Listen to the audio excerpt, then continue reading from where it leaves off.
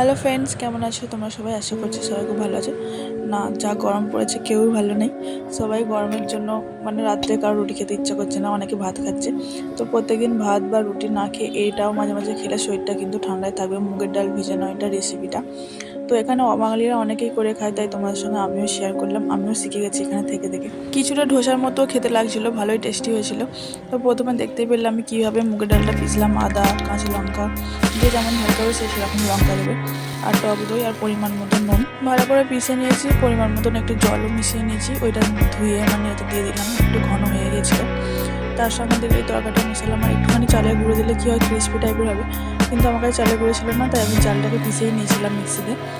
তো যেমন করে ব্যাটার গুলিয়ে আমরা ধোসা বানাই বা গোলা রুটি বানাই সেই ধরনেরই, কিন্তু এটা মুগের ডালের, কোনো কিছু নেই, ময়দা বা আটা কোনো কিছু নেই। খেতে খুবই টেস্টি হয়। ভালো লাগলে অবশ্যই লাইক করবে, কমেন্ট করবে, চ্যানেলটা সাবস্ক্রাইব করবে। টাটা।